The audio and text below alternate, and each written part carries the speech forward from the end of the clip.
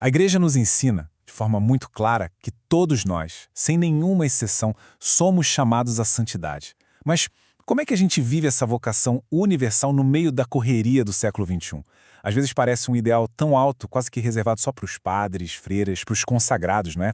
E se eu te dissesse que um doutor da Igreja escreveu há mais de 400 anos um verdadeiro manual prático para a alma que busca a Deus bem no meio do mundo? Essa é a grande questão que aperta o coração de muita gente.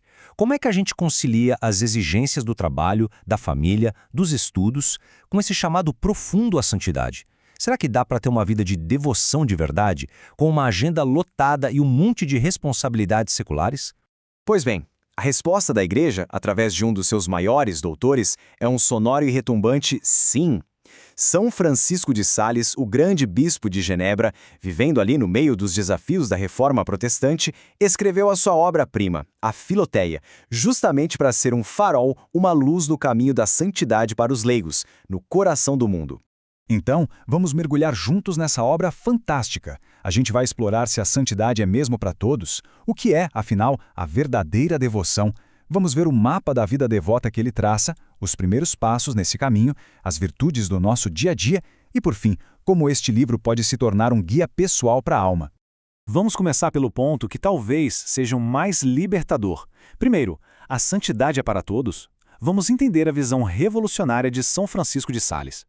Para a gente entender de onde vem essa sabedoria, é bom saber quem foi São Francisco de Sales. Ele foi um pastor na linha de frente da Contra-Reforma. Sendo bispo de Genebra, ele percebeu no seu rebanho uma sede imensa de Deus, mas que não se encaixava nos moldes tradicionais dos mosteiros. E foi justamente da sua experiência como diretor espiritual que nasceu a Filoteia, uma obra com uma doutrina tão profunda que lhe rendeu o título de doutor da Igreja. E aqui está a grande sacada dele, a sua visão que foi de fato revolucionária. Ele antecipou em séculos a doutrina do Concílio Vaticano II sobre a vocação universal à santidade. O que ele ensinou foi o seguinte: a perfeição cristã não depende de uma batina ou de um hábito religioso, mas sim do amor. Um soldado, um nobre, uma mãe de família, todo mundo pode e deve se santificar, exercendo a devoção que é própria do seu estado de vida. Certo, se a devoção é para todo mundo, o que exatamente é essa devoção? Vamos para o nosso segundo ponto. O que é a verdadeira devoção? É hora de discernir o que é real do que são só fantasmas. São Francisco nos alerta contra o que ele chama de fantasmas da devoção. Ele dá exemplos bem práticos. Aquela pessoa que jejua, mas não consegue largar o ódio no coração. Reza muito, mas é arrogante com os outros. Dá esmola, mas não perdoa uma ofensa. Isso para ele é uma devoção falsa, é só uma casca. A verdadeira devoção, por outro lado, é a caridade em ação. É o amor a Deus que se torna ágil, fervoroso e nos leva a cumprir todos os mandamentos com prontidão e com alegria. Essa citação resume tudo de forma brilhante. A devoção não é só um conjunto de práticas que a gente faz. Ela é a própria virtude teologal da caridade no seu grau mais excelente. É quando o amor a Deus se torna o motor de toda a nossa vida, tornando tudo mais ágil, fervoroso e operativo.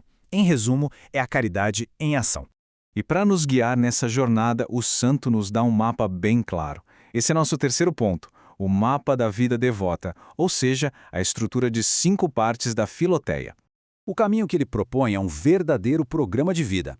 Olha só, tudo começa com a decisão firme de purificar a alma. Depois, a gente busca a união com Deus, através da oração e dos sacramentos. Em seguida, vem a prática das virtudes no nosso dia a dia. Conscientes de que existe uma batalha espiritual, aprendemos a lutar.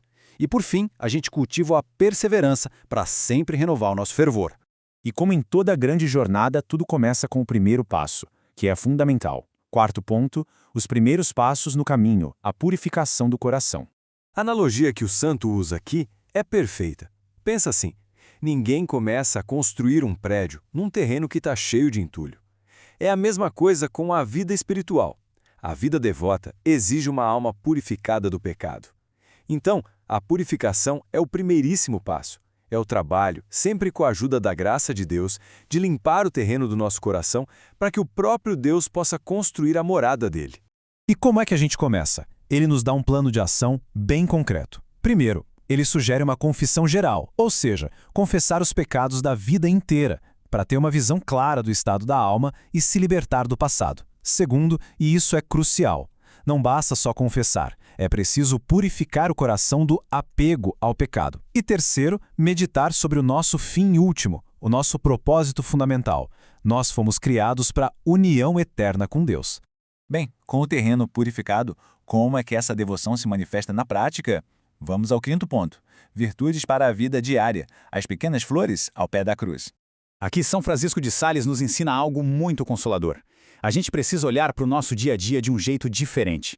A santidade, para a maioria de nós, não vai estar em grandes martírios, mas na fidelidade heróica às pequenas coisas. Ele chama isso de pequenas virtudes, como se fossem flores ao pé da cruz. A paciência com um colega de trabalho, a gentileza no trânsito, o serviço discreto dentro de casa. É exatamente aí que o amor a Deus se torna concreto. E olhem que estratégia espiritual genial. Não se trata só de uma ascese passiva, de ficar evitando o mal. É uma ascese ativa, é ir para o ataque. Se a luta é contra um orgulho, a gente deve se esforçar em praticar atos concretos de humildade. Se o problema é impaciência, temos que buscar oportunidades para praticar a mansidão. E agora a gente chega ao coração da obra, ao seu propósito. Sexto e último ponto, um guia para a alma, o legado duradouro da Filoteia. Isso aqui é de uma beleza, é maravilhoso. O santo não está escrevendo um tratado teológico frio, distante. Ele escreve uma carta pessoal, na intimidade de uma direção espiritual. Ele se dirige a Filoteia, que significa a alma que ama a Deus. Ou seja, ele está escrevendo para qualquer pessoa em que arda, mesmo que seja uma chaminha bem pequena, essa chama do desejo por Deus.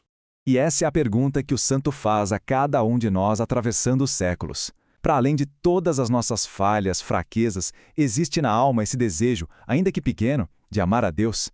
Se a resposta for sim, então a Filoteia, esse livro, é para nós. E para consolidar tudo isso que a gente viu, vamos a um rápido teste, um mini quiz. A resposta correta aqui é a B.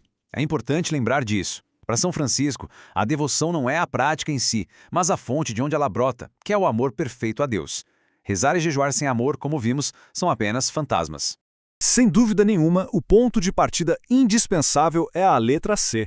Sem a purificação da alma, sem limpar o terreno com a ajuda da graça, nenhuma construção espiritual sólida pode de fato ser erguida. E para a gente terminar, a resposta para a terceira pergunta, claro, é a B, uma alma que ama a Deus. Mas a pergunta mais importante de todas é a da direita. Pense agora com sinceridade, qual pequena virtude, um ato de paciência, uma palavra gentil, um pequeno serviço que ninguém vê, pode ser praticada hoje para começar ou continuar neste belíssimo caminho da vida devota. Que a resposta inspire a nossa jornada.